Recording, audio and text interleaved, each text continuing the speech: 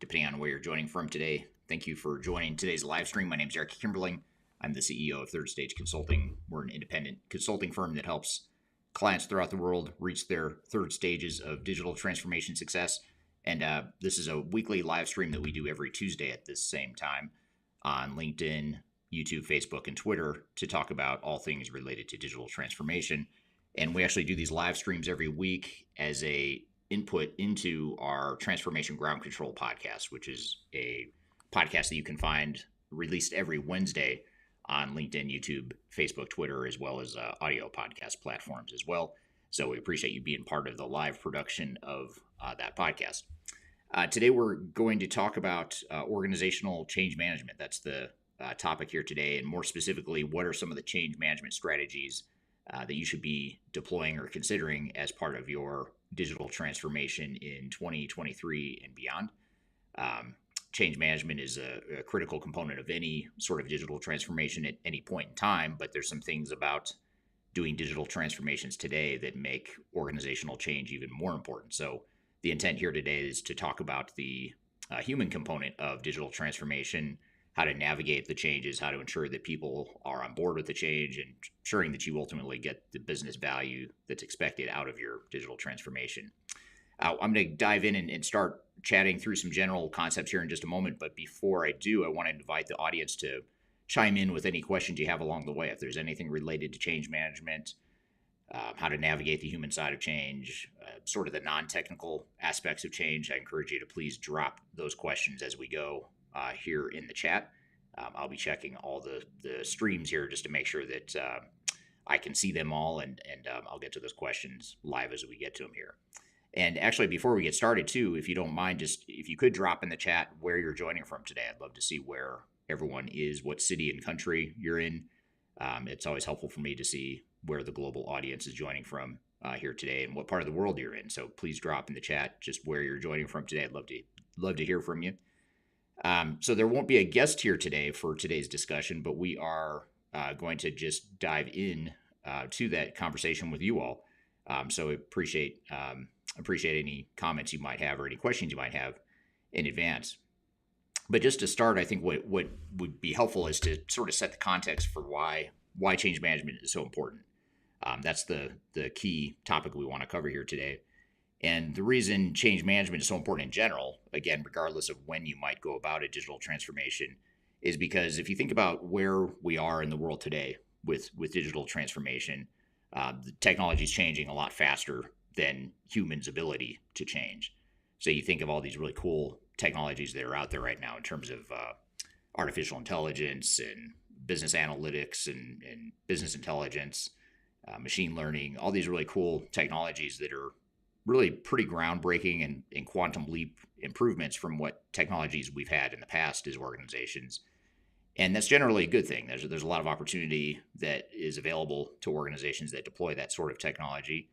But the downside or the dark side of all these advancements and all these billions of dollars of R&D that have been invested in recent years is that people and humans and organizations in particular aren't able to change any faster than they could have changed 10, 20, 30 years ago. And it's not necessarily an absolute, by the way. I mean, there is a case to be made that people are changing and used to change more now than they were in the past. But I would still argue that the technology is changing a lot faster than we as humans are able to keep up. And so if you look at that from that perspective, especially when you think about how organizations have lagged in their technology investments in recent decades, you put those pieces together, you find that change management is even more important today now than it was years ago. And so that's really the context of what we want to talk about today is, how do we keep up with technology? Because I don't worry that much about technology. I think that technology, the software vendors and the developers and the technologists out there in the world, they've got that stuff pretty well figured out. They're constantly advancing, they're constantly pushing the boundaries, coming up with new capabilities, new technologies. I don't think we'll ever face a deficit of capabilities and opportunities and options in the technology space. But where organizations tend to struggle, though, is that it's such a big jump from where they are today to where they're going that the people side of change oftentimes becomes the overwhelming critical success factor or risk factor, depending on how you look at it. So that's really the key thing to think about is how do we navigate that change? How do we help the organization and help people keep up with the change and keep up with some of those technological advances? And of course, if we back up a little bit too, just again looking at this through the lens of people, human factors, and organizational change management, it all starts with your digital strategy too, and really understanding where you are today, culturally, and as an organization, and where it is you want to head in the future, and how big of a leap is it that you're really willing to take or make as a result of that. So that's really one thing that we have to think about is how does it start in terms of the digital transformation or the digital strategy early on, and how do we ensure that we have a digital strategy that's right sized for us as an organization. Now, we do constantly want to push the boundaries. We don't want to get stuck in our old ways. We don't want to resist change or just settle for something less than what is possible with technology. But at the same time, we don't want to deploy technology to the point where we get overwhelmed by technology. Organization can't adapt to the new technology. We can't consume the technology. We get no business value out of the technology. And we end up with a money pit of a project where we invest a bunch of money in shelfware that just sits there that we can't use because we haven't figured out how to keep the people side aligned. And so I think it all starts with that digital strategy and figuring out what is the right roadmap and digital strategy to ensure that we get the business value we want and that we're able to realistically get to where it is we're trying to get to in the future, knowing that it's not going to happen overnight. It's not something that we're going to completely transform our culture in 1 or 2 years or 3 years or however long your transformation might be. But we can start to think about how do we bend that culture? How do we be really deliberate about our digital strategy so that the technology doesn't just happen to us, but instead we're using technology deliberately to help bend the culture and sort of shift us to that future state that we're trying to get to. So just a real quick background too, I actually started my career as a change management consultant in the late 90s. So when I started off in the consulting world, I was doing change management projects for pretty big SAP and some Oracle implementations in the late 90s into the early 2000s. And so this is sort of where I grew up, is in this change management space. And I tend to think about digital transformation with a change management first sort of mentality. And so, really look forward to comments or questions you might have here. So just shifting to the audience, though, before I jump into questions you all might have about change management, how do we navigate this human side of change? I want to thank some of the people that have commented on where they're from today. We have someone on YouTube. We have Spencer from South Jordan, Utah, Kyler from Grand Junction, Colorado, William from Lusaka, Zambia, James from Gloucester, UK, someone from Lagos in Nigeria, Sam Graham from Spain. So really appreciate you all being here and from all over the world and mentioning and commenting on where you are today. And the first comment that I'll share here today is Sam Graham, who's a regular guest on our show, is looking for more valuable insights, but no pressure. And we'll leave it to Sam to sort of set the tone and put a lot of pressure on us to begin with. So thanks for being here again, Sam. So here's a first question I want to start with here, which is a great question from Kyler, who's my podcast co-host, joining from Colorado as well. And her question is on LinkedIn. She asked, in talking about emerging technology, how would you explain evolving roles that may be taken over? And this is a really good question because it's something I haven't mentioned yet, which is as technology changes faster and as organizations try to keep up with technological changes, and in my opinion, they don't do a very good job of it in general, because again, the technology is changing faster than humans and organizations are capable of. But in addition to that, we also have to think about what is the disruption or the perceived risk that technology has on people.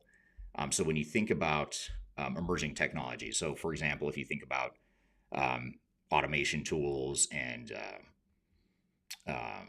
what's the word I'm looking for? The not just automation tools, but machine learning and artificial intelligence and things that are replacing what humans used to do in some way, in some fashion. There's a perceived risk to that technology, and especially I'd say it's even more of a risk or more of a perceived risk now than it was 10 or 20 years ago. I think it's always been a challenge. People have always feared technology in some way because it's changing their jobs. It's making their jobs in some cases somewhat obsolete. What they used to do is different, or at least the mix of work they're doing becomes different because now they have different tools, they have different capabilities. And while it may be a good thing for the organization overall, and it may be even a good thing for that each individual longer term, the perception isn't such.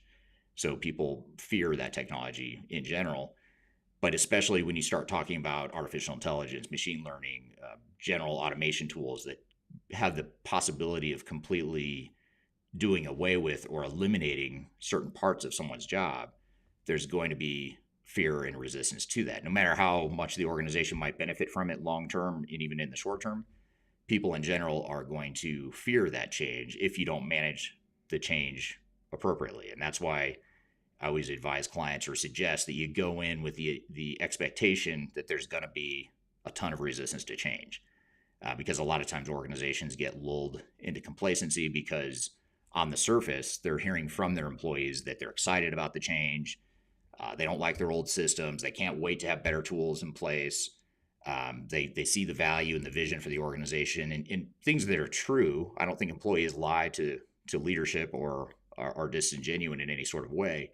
But what I think the problem is that people agree in theory with technological changes and digital transformations, but when you get down to the details of how that change is going to impact individuals and work groups within the organization, that's where people start to resist the change because it disrupts their lives, it changes their jobs. If we haven't painted a clear vision of what their job is going to look like and what people are going to do with tasks that have been eliminated or automated, they're going to assume the worst, and we have to paint that clear vision. So I think that's one of the challenges with emerging technologies. Back to the question, is that technology is oftentimes something that, especially in today's day and age, that creates more fear in people in organizations than ever because it's so powerful, because it can do so much, because it can automate so much and replace so much of the human manual work that we've done in years past.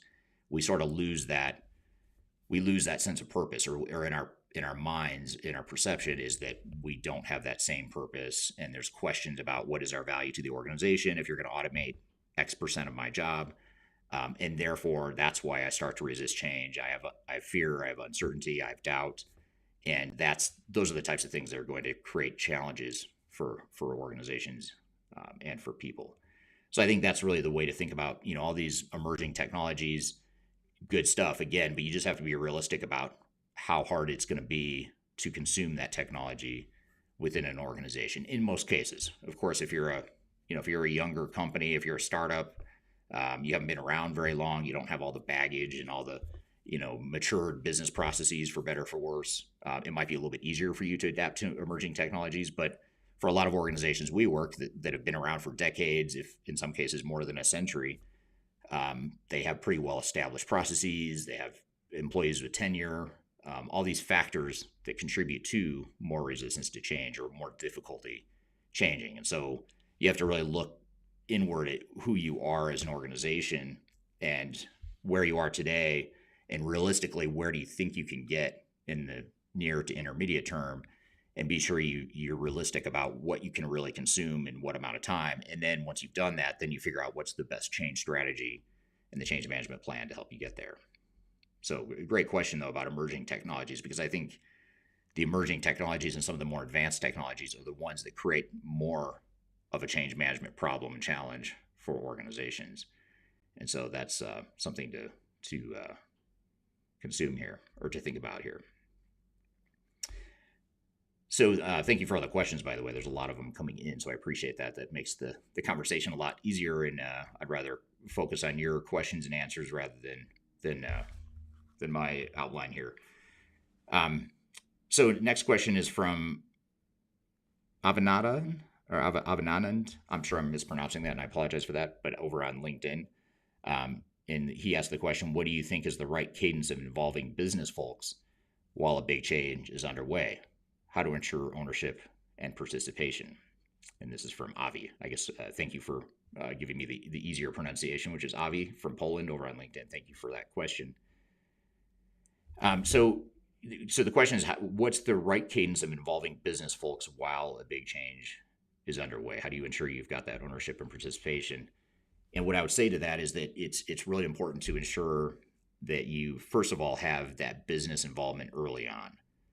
So in other words, if you're in IT, if you're a CIO or you're in the PMO office, let's just say you're a program manager and or you're in the IT department, and you're sort of leading the charge, or you've been tasked with leading the charge for a digital project of sorts, then I would say one of the very first things you do in the project, regardless of where you are in the project, even if you're in the early planning stages of the project, that's the ideal time to start this. That is, you involve or you identify who all the key stakeholders are that need to be involved. And this is certainly going to be executives from different parts of the business that are going to presumably be impacted by the transformation. But it's also other people that might have um, secondary impacts as well. So it's not just executives. You're also looking at other key stakeholders and influencers within the organization and trying to get them involved. And the more you can get them involved in the early stages of, choosing the technology, defining what the roadmap is, defining what our future state operating model is, what our future state organization is going to be, those are the things that really drive and provide a foundation for transformation. So in other words, if you think about IT, I mean, IT's role is to provide tools that help enable that foundation.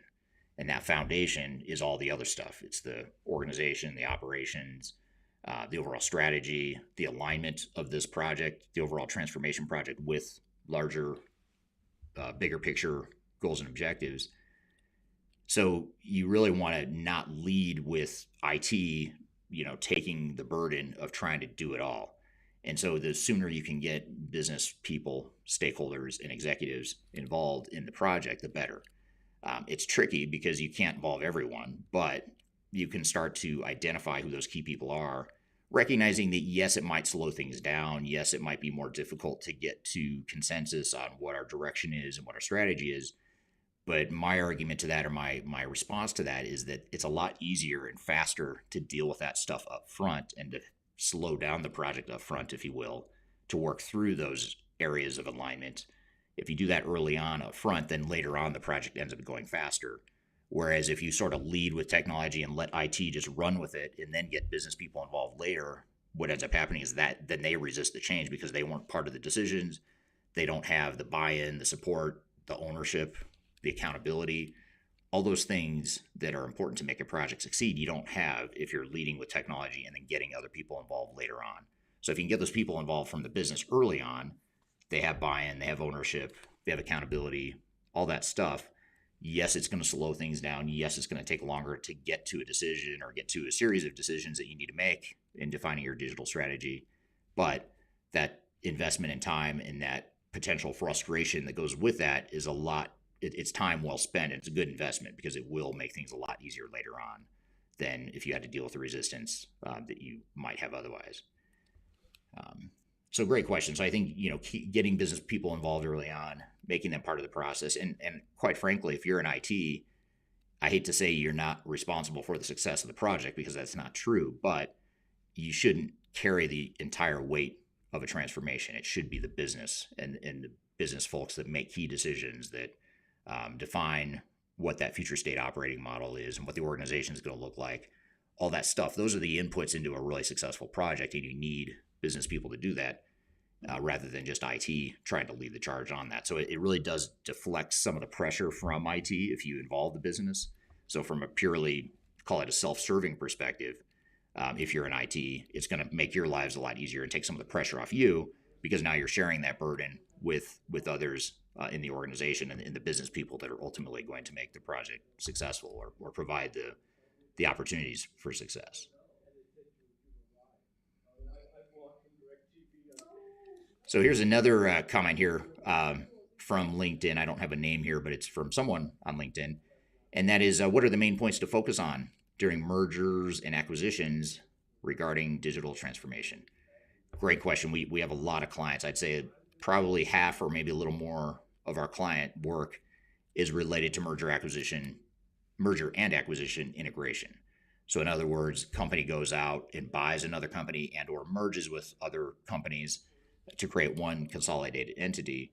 And that's oftentimes why they hire us, is to figure out, okay, we've acquired these companies or this other organization. Now we've got to figure out how to integrate those operations and those technologies and the organization into one consolidated organization. And I'd say here some of the things to think about during merger and acquisition integration, which is a great question here, by the way. Some of the things to think about, though, are first of all, defining what the overall strategy is for the merger and acquisition integration. So, in other words, is our strategy to drive costs down to maximize efficiency? Is it to really just expand our market reach, but provide flexibility and sort of a decentralized, independent approach to satisfying those different markets? In which case, maybe we're not consolidating, maybe we're not standardizing as much as we might otherwise. So those are a couple things to think about. We also have to think about the organization itself. How is the organization going to integrate? What are people's roles and responsibilities going to be? What are we going to do with duplicate levels of work or areas of work? Are we going to move to a shared service model where we take back office functions like accounting or finance or IT, HR? Are we going to consolidate those in sort of a centralized or consolidated back office function that's spread in supporting the entire combined entity? Those are the sorts of strategies you've got to define first. And then once you know what those strategies are, then you start to define what is the digital transformation strategy that best helps us get there. So again, just getting back to the example of where or an organization might be in terms of integrating the operations, organization, the technology, all those components. You want to make sure that you've defined a strategy that enables that. But when you think about a call it a more of a consolidated or centralized approach to merger and acquisition and integration, it might be more likely in that case that since we're trying to create a common operating platform, we're trying to consolidate the operations in the organization, we're trying to consolidate technologies, that might be a better business case or a better fit for a strategy that involves a single enterprise-wide technology or a single ERP system, for example, or a single set of tools that are going to be used throughout the entire organization. In some cases, however, if that's not the strategy, if the strategy is to take more of a decentralized or a confederate sort of approach where you've got entities that are remaining somewhat independent from other organizations, then that might be a better case for more of a best of breed approach where you're looking for more flexibility, you're looking for more not so much a one size fits all answer, but more of a focus on providing tools that provide capabilities in different areas or different parts of the organization. So you really have to look at what the strategy is for the M&A integration and then align your digital strategy with that. And then, of course, behind all that, or a key part of all that is the overall change strategy as well. So you want to define, now that we've defined whatever that overall digital strategy is that supports our M&A goals, now we can define a change management strategy that best enables us or allows us to accomplish whatever those goals might be.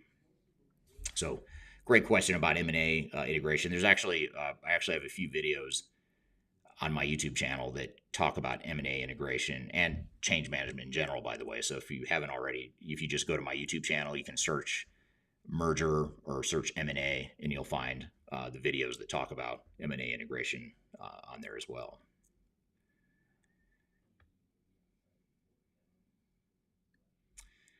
So here's an interesting question that is somewhat related to change management. I guess the good thing about change management is that any part of a digital transformation somehow affects or could be affected by change management.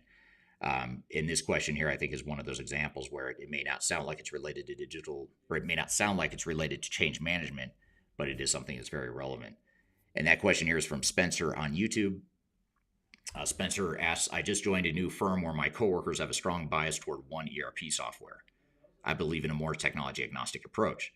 Any advice on helping others see the light? Thanks. Great question. I think you're onto something first and foremost, which is that you want to be objective in defining a digital strategy, including your change strategy that goes within the overall digital strategy. So you want to look first and foremost at what are the needs of the business, what are the priorities, what are the needs of the business, and be open-minded about what sort of technology or technologies might best enable those those goals and objectives.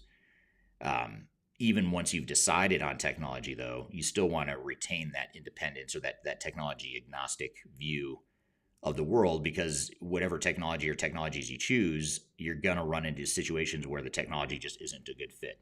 There's some sort of problem or misalignment between what the technology can or can't do and what it is you want the business to accomplish. So you really want to ensure that you're not just going in with the blinders on, which, quite frankly, that's one of the biggest challenges I believe in the digital transformation industry, is that you have a bunch of parties involved in these projects that are extremely biased.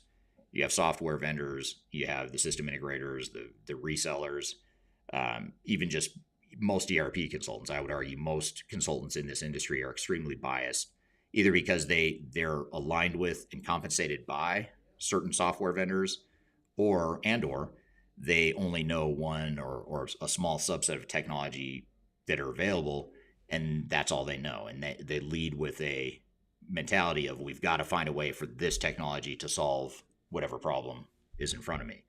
And so it's understandable why the industry is built the way it was. It's extremely effective at selling software, but it's not very effective at implementing successfully. So what we have to do as organizations is figure out, how do we get rid of that bias?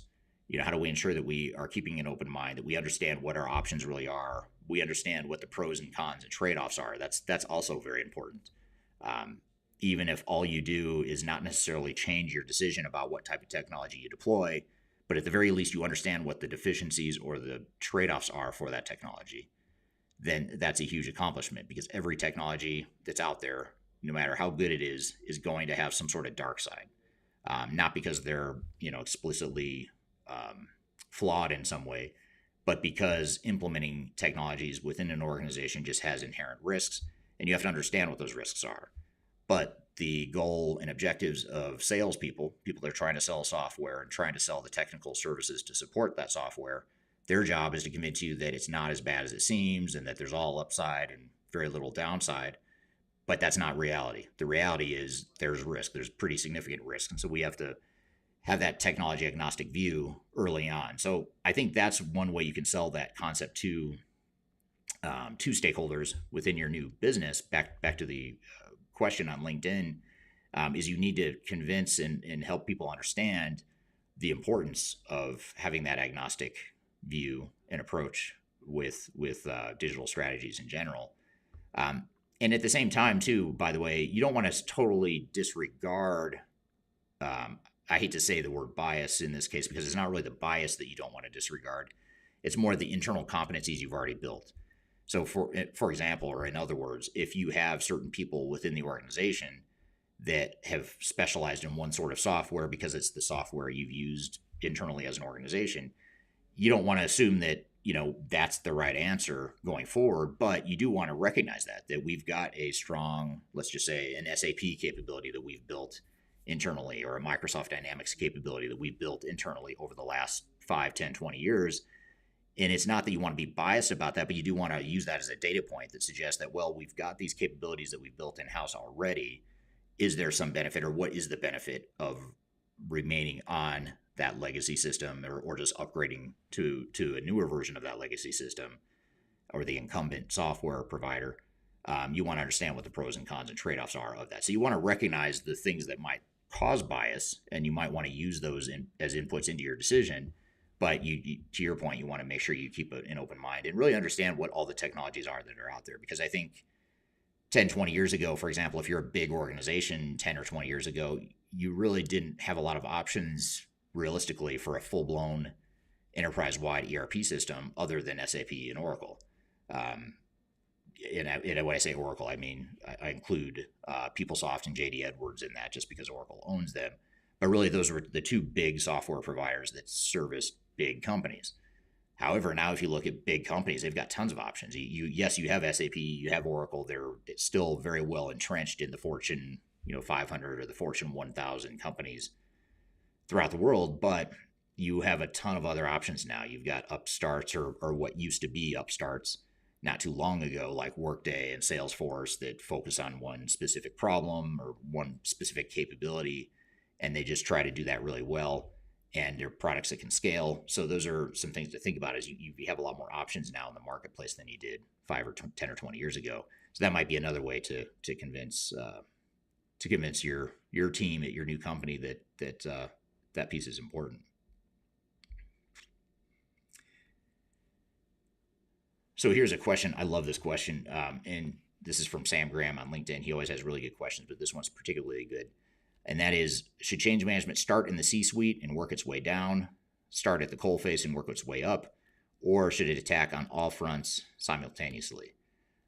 So in other words, should change management be a top-down sort of initiative? Should it be bottoms-up, or should it be a hybrid or a mix of both?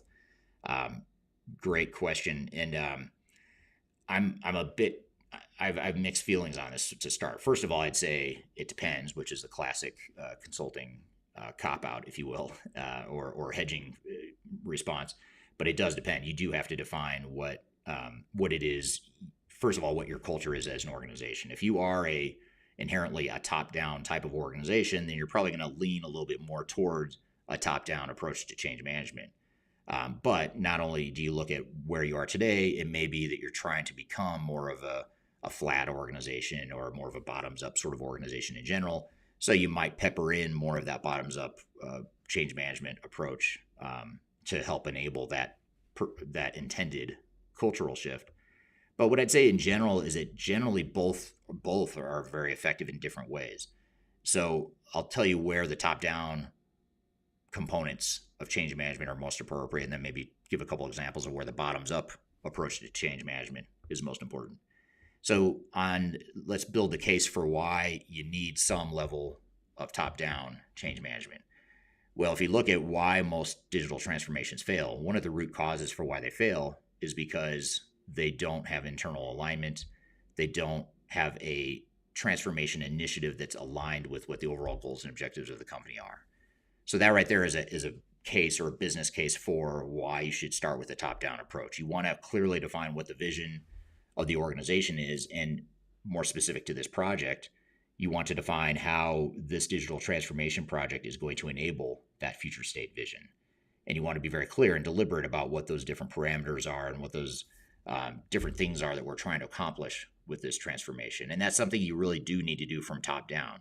You can certainly solicit input. I'm not saying don't listen to people, don't ask questions, but what I am saying is at the end of the day, it needs to be the top down that makes that decision, that makes that final decision of this is who we're going to be, this is where we're headed, this is where we're going. Now we figure out how this transformation better supports that. So you need that clarity of vision up top to push that down the organization to make sure you're aligned and make sure that you have that clarity and that internal focus on where it is you're headed. On the other hand, you can't just take a top-down approach and assume that change management is going to work. There are still organizations out there that, depending on what part of the world you're in or depending on what their culture is as an organization, that think that they can just force their people to change and that they will change. And there is some truth to that. I suppose if you tell someone you're going to fire them if they don't change, that could be a compelling reason to change, but it's not a sustainable, long-lasting change. It's a fear-based change that's based on survival, and I'll just change just enough to where I don't get fired. If that's my fear, and that's not what you want. You want people that are committed to the change and that are part of the change and that are helping fuel the change and push the change. You can't do it all from the top down. You need key stakeholders, influencers throughout the organization to help.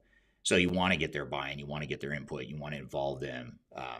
You want them involved in helping define what that future state is more at the granular level within the parameters of what's been set from the top down. Now you start making decisions as a project team and lower levels in the organization that are around what specific processes might look like or what specific organizational designs might look like that support that future state. So yes, you do want that top-down clarity, the vision, the alignment, but you also want that bottoms-up approach. And by the way, too, if you think about where the change is really going to happen and where the change is really going to stick, it's not going to stick because the CEO or the CIO or C-level executive or executive sponsor sends out a few emails saying that we are changing, this is why we're doing it, here's why we have to do it, and here's what it means to you. That stuff is important, but that's not going to enable the change. All that's doing is laying the groundwork for the potential change. So in order to get the change to really stick, it's all the people lower in the organization. The mid-level managers, I would argue, are even more important than the executives, because mid-level managers have more influence over frontline employees, or at least they have more direct influence day to day. And so if you can get mid-level management on board and get them really running with the change, soliciting input from their people, hearing the concerns from their people, responding to the concerns of their people, that's what's really going to enable the change to stick better than if we're just to push it down from the top down to through the organization. Certainly, when you get into training the trainer and discussing change impacts and helping people understand how their jobs are going to change, that's all the kind of things that need to happen at the lower levels in the organization. So it's a long-winded way of saying that it's really a mix of both, top down from the executives on down to the organization, and from the bottom up, or at least in the lower levels of the organization, that you want to see that change enabled.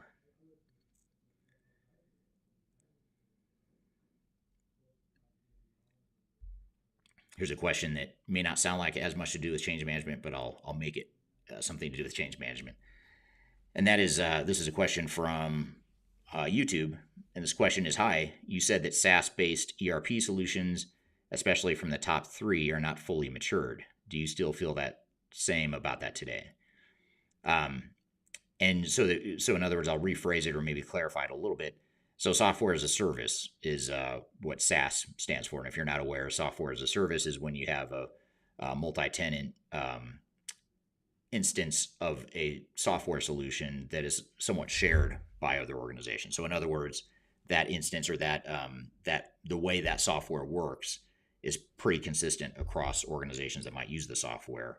And you compare that to on-premise solutions where you install it internally, you configure it, customize it, do whatever you want to it, and make it your own.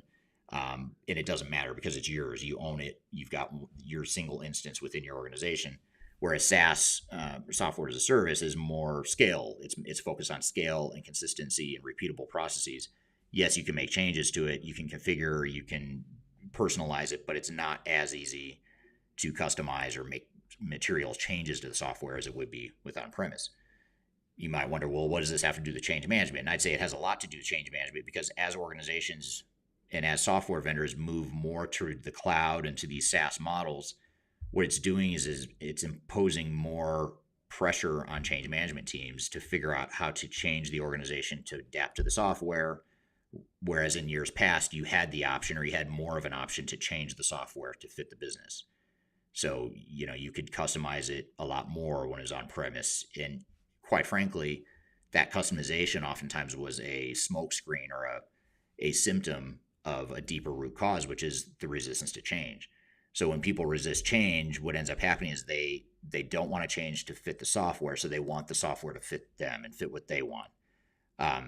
And so that's where change management becomes so important, because now in a SaaS model, you don't have quite as many options. Although this is changing, I will admit, SaaS solutions and cloud solutions are becoming more flexible over time. They're becoming more mature. They're increasing their capabilities every day, every quarter, et cetera.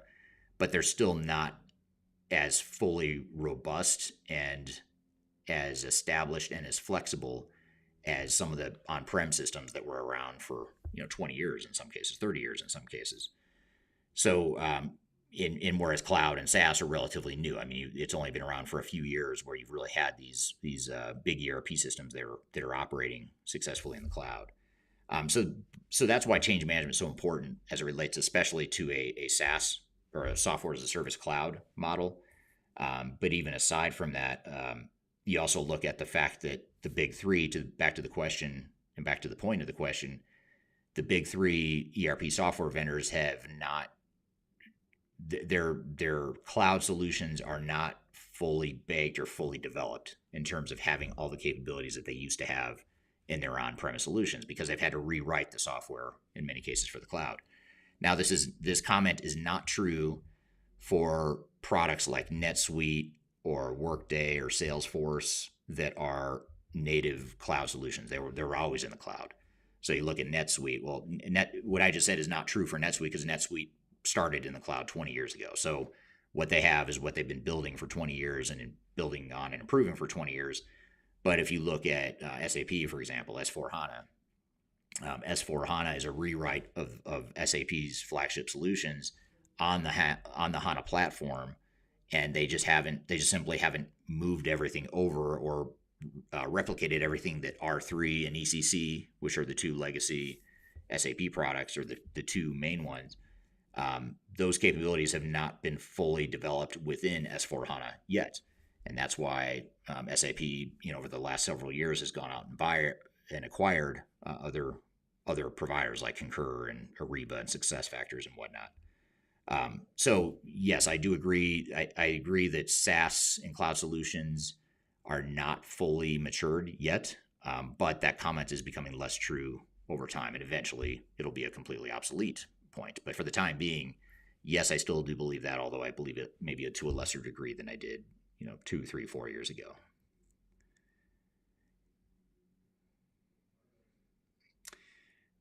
So here's a great question from Kyler on LinkedIn, which is, speaking of convince, how do you sell change management investments to an executive team? It's a great question, because what I've seen time and time again over the years is you have this dynamic where an organization decides they're going to do digital transformation, and they draw a line in the sand that says, this is our budget, this is our timeline, this is our scope. And out of the gates, those are usually unrealistic expectations. Somehow, I'll tell you what the somehow is here in a moment, because it's pretty clear, but somehow along the way, the organization got unrealistic expectations about what it was going to take to deploy technology. And so and the reason for that, by the way, is because the software vendors come in with their proposals that are overly optimistic. They have unrealistic assumptions, unrealistic implementation implications. And organizations believe that, and they say, okay, well, if the software vendor tells me it's going to take 18 months and $10 million to implement the technology, that's my budget. It's 18 months and $10 million. Well, the problem in many cases, and I'd say in most cases, is that it was never going to be 18 months and $10 million. That just wasn't ever realistic. Maybe it was twice that. Maybe it was some other number greater than that. But because you had unrealistic expectations, now you get halfway through the project, or at some point down the road in the middle of the project, you realize, wait a minute, this timeline is not going to happen, and neither is this budget. And so two things start happening. One is you start going to ask for more money and more time, which is never pleasant for anyone, and that creates a bunch of turmoil and internal uncertainty and loss of morale on the project team and things like that, which is that's a conversation for another day. But the other thing that happens is you end up starting to think about ways to cut cost and cut time and cut scope. And one of the first things to go, inevitably, is organizational change management, because in theory, you can build software, you can test software, and you can deploy software without change management. You don't need it. But if I feel like I need the software, there's something tangible that I can show for this big investment, I have to configure, I have to do the testing, I have to do all the technical stuff. The problem with that, of course, is that it doesn't matter that you deploy technology that works. What matters is that you deploy technology that works technically, but it doesn't work for the business. And because you cut change management now, it's not going to work. It's just not going to work for the business. If you don't do change management well, you're going to end up with technology that might be perfect. It might be brilliant technology, best designed and deployed technology ever, but your organization's not using it. So does it really matter? You spent all this time and money on an implementation that delivers absolutely no business value because you're not using it. It doesn't align with your business. It's not supporting your goals and objectives. And that's the problem when you cut change management. And that goes back to those unrealistic expectations.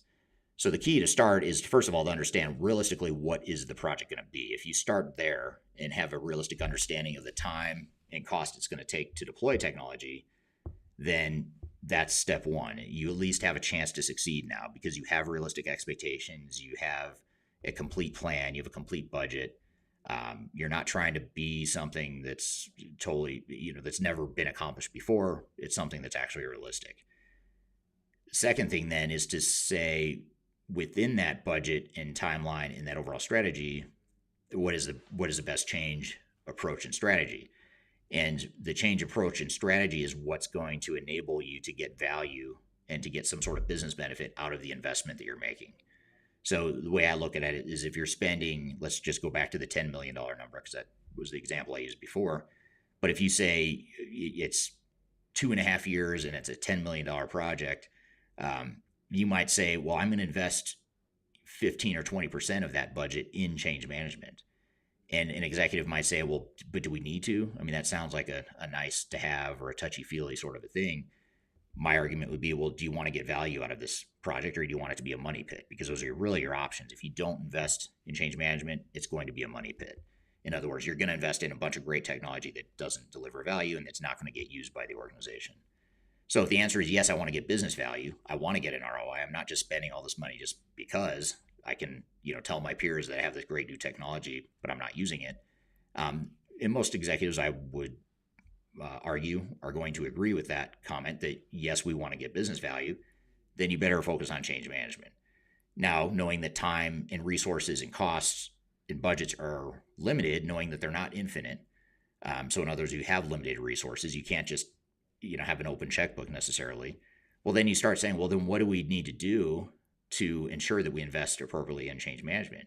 And it might be, God forbid, that we cut back on some of the technology. We might scale back some of the technological investments in the name of investing more in change management, knowing that we're going to get more out of the investments we do make in technology. So in other words, it's sort of like an insurance policy. We're going to buy and invest in a project with an insurance policy rather than buy and invest in a project that overinvests in technology but has no safety net, no organizational consideration to ensure that it's going to be successful. Most executives, I think, are probably going to agree that they'd rather have one that delivers less technology but more business value and more on the human side. Because let's face it, you can get a lot of business benefit without technology. There's a lot of things most organizations could do right now with the technology they have if they just invested in process improvement and change management initiatives and redefining people's jobs, roles and responsibilities, clarifying roles and responsibilities. All those things are going to lead to significant business value even without technology. Now, certainly you want to add technology selectively where it's going to deliver even more business value and magnify that business value. But what you don't want to do is invest so much in technology that now you don't have a budget or the tolerance or the patience or the appetite for investing in change management as well. And, here again is where I'll call the software industry out as part of the problem. And one of the culprits of this challenge is that they're brilliant at giving you those end of quarter, end of year, end of month, end of week, end of day sorts of deals that say, if you sign this contract today, I'm going to throw in all this extra software for a discounted rate. And now you're just investing more in the technology piece. And what I would advise most organizations to do, not all, but most, is to really think about, how could I scale that back? How could I scale back the technological investment? How could I really focus and prioritize my technology investment? So I'm really focusing on the highest value opportunities within the organization. And then what I'm going to do is I'm going to invest and double down on the change management to ensure that I get more out of those selective investments.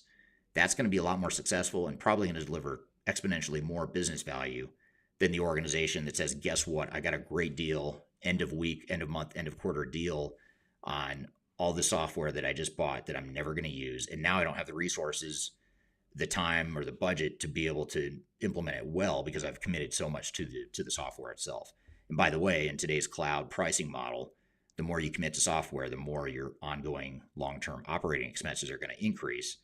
And you're exposed to more vulnerabilities with contract escalators, cost escalators in the contracts. So you're in many ways, you're sort of bogging down or weighing down the organization with future cost implications without having appropriately invested in the change management to ensure that the project is successful. So those are some of the things to think about in terms of how you convince your executive team. You want to make sure that you're thinking about it from a dollars and cents perspective. And that's the thing about change management that I think that gets misunderstood, is that people think it's something that's nice to have. It's something that if time permitting or cost permitting, we'll throw in some change management. My argument is change management is absolutely fundamental to success, and not only getting a positive ROI and a positive return on your investment, but also the other big consideration or the big risk factor to sell to your executives is if we want to minimize operational disruption and minimize the chances or the odds of us not being able to ship product or not being able to complete customer orders, not being able to run payroll, not being able to close the books. If we don't want those material operational disruptions, then we better invest in change management. If we don't invest in change management, there is absolutely no way you're going to be successful in deploying new technology, getting a positive ROI, and avoiding some of the operational risks, disruptions that organizations commonly feel or face. And by the way, we've done research over the last close to 15 years now that shows a very steady metric in the digital transformation space, which is that anywhere from, I think it's 51 to 53% over the years, it's tracked right in that 50% mark, or just over that 50% mark, that just over 50% of digital transformations deliver a material operational disruption at the time of go live. In other words, they can't ship product, they can't close the books, they can't run payroll, they can't process customer orders, something that brings the company to a halt. Not just it was a little bit bumpy, it's more, no, we can't ship product, we're losing revenue, we're losing profit. So 50% or more of digital transformations not only don't deliver business value, but they, worse yet, they impose or deliver a negative result to the organization, and it's a negative financial result. So that's another great way to sell, especially to a CFO or someone that's thinking a lot about risk mitigation and things of that nature. Let's not be part of that 51 or 53%. Let's be the percent that not only avoids that operational disruption, but can actually deliver positive business value longer term. So hopefully that gives you a few ideas on how to sell the different aspects of change to executives. Here's another question from Sultan on LinkedIn. How can we measure the change? And this is a great question. And there's a lot of different ways you can measure change. First and foremost, one of the things we do at Third Stage with our clients is we will conduct an organizational assessment. So we'll assess and measure different components of the organization's culture. And we're doing it in a way to not only identify where the pockets of resistance might be within the organization, and we want to anticipate those pockets of human resistance, but we're also doing it so we can track progress over time. So we can see repeatedly over time throughout the transformation, how are we tracking, how are we trending, what are the new risks that are evolving, where are we being successful in our change efforts, and where are we not? So there's a quantitative factor and a qualitative factor to those organizational assessments that can be extremely powerful and provide you a good roadmap or a good understanding of how change management is affecting the organization. But you can also use things like, certainly competency ratings in terms of, looking at metrics around how many people have completed the end user training, how many people have been through the process of understanding what their new processes and their new job roles are going to be. You want to measure that and understand how many people have we actually touched and been involved with and had conversations around what their new roles are going to look like, just so and you can measure, sort of the breadbox of who you've impacted and who you haven't. So there's several ways like that you can actually turn something that, again, is largely perceived to be a touchy-feely, intangible sort of a thing like change management.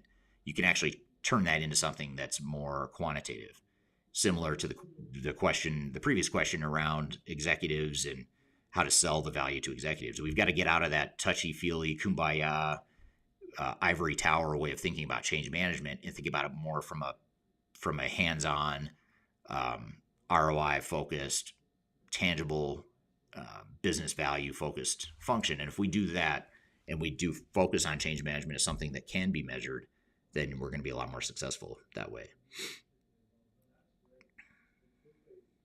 So a lot of really good questions here that are worth commenting on here.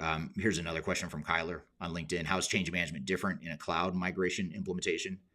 I wouldn't say the change management is necessarily different. It's just that the changes themselves are going to be different, and the changes you're trying to enable are going to be different. But the process you go through and the tools you use and the diagnostics that you use, all that stuff is going to be similar. You're just going to use it in a different way, and you might have a different weighting of what you focus on. But what I'd say is in cloud situations, again, the chances are higher that your processes are going to have to change more materially to fit the software than if, in a pre-cloud environment. So that being the case, that just means now we've got to figure out how to ensure that people understand how the technology is going to change their business, and how we can ensure that we are addressing that appropriately. So yeah, I think it's just more the type of change we're gonna see as well. So I appreciate too, one thing, as we're talking, you'll see that Kyler and Third Stage Consulting are dropping in the chat. They're dropping some additional resources that might help you. But one thing that we have on our website, and I'll ask Kyler and our team to drop this in the chat as well, is that on our website, if you go to the resource center, there's a guide to organizational change management. And in that guide, it's a pretty extensive guide that talks about all the different things you should be thinking about and the different tactics and strategies you should be using to sort of create and tailor a change strategy and plan that fits your needs. But if you go to our website, you can download that guide. And that's probably a good sort of follow-up action item or takeaway here from today's conversation, is to download that guide, read through it, and hopefully that stimulates some additional questions in conversation. So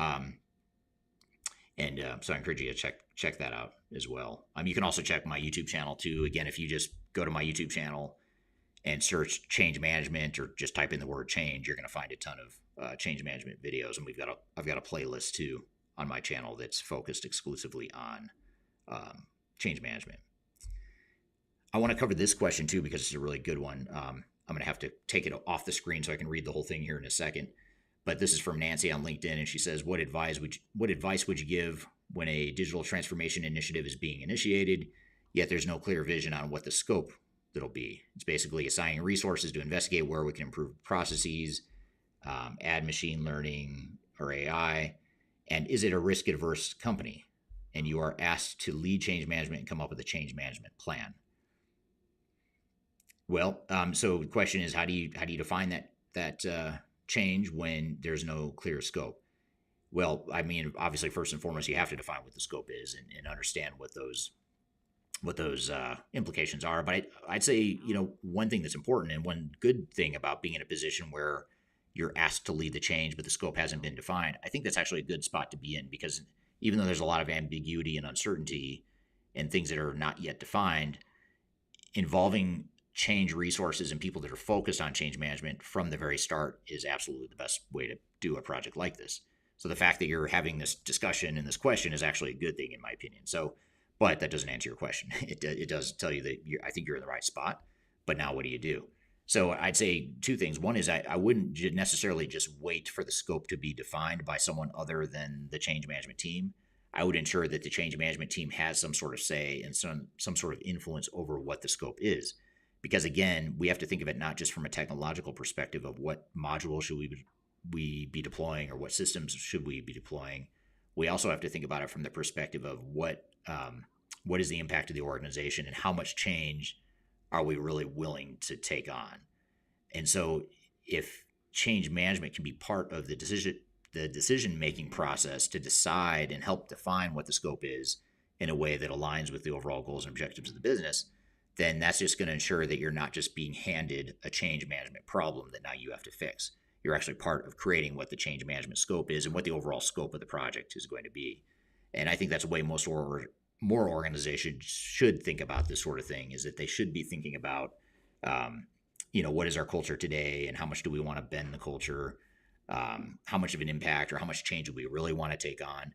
If we want to take on bigger change, or maybe push our boundaries of how much change we're willing to consume, that's okay. But now we just need to recognize that, okay, that's a risk, though. We need to really hone in on change management even more than we would otherwise.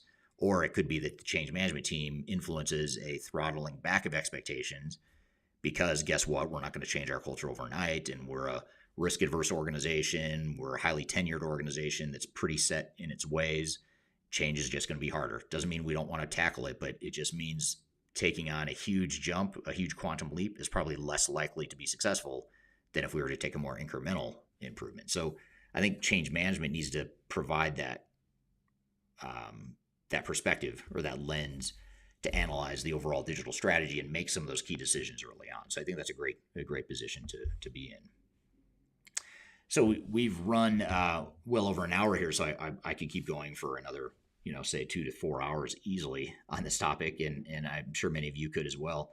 But in the interest of time, I'm going to wrap up the conversation here today. But I want to thank you all for joining. This actually went by really quickly, considering that I didn't have a guest on here like I usually do on these live streams. So the fact that you had such good questions helped the time fly. So I really appreciate that, and it was a great conversation as well. Just again, as an action item or takeaway, I encourage you to check out my YouTube channel. Tons of YouTube videos about change management on my YouTube channel. You can also check out our website and go to the Guide to Organizational Change Management. That there's a link to it in the chat here, or whichever chat you're on, or whichever feed you're on. You can find that in the chat there. So be sure to check that out. And our website, if you just want to go poke around and find other stuff related to change management or other digital transformation topics, our website is thirdstage-consulting.com, and you spell out the word third. So it's THIRD stage-consulting.com. So go to that, go to the resource center. Once you get to the page, if you go to the resource center at the top, there's tons of videos, white papers, reports, all kinds of stuff that are meant to help you on your change management and digital transformation journey. So I want to thank you very much for your time, for being here today. The great questions, this discussion that we just had will become part of our Transformation Ground Control podcast that gets released a week from tomorrow on Wednesday of next week. So be sure to check that out. And every Wednesday, we have new episodes of that podcast that come out. It streams on YouTube, Facebook, LinkedIn, Twitter, as well as on the audio podcast platforms like Spotify, Amazon, Google, Apple, all the big name podcast providers. You can find Transformation Ground Control on there as well. So this episode this will be in the episode next week. And then next Tuesday, same time, same place, we do these live streams related to digital transformation, including change management, but not limited to change management. We cover topics related to all things digital strategy every Tuesday at the same time. So be sure, whatever platform you're watching on now, you can find me again and find us again next week, same time, same place. So thank you all very much for your time. Hope you have a great day and a great week, and hope to see you soon. Take care.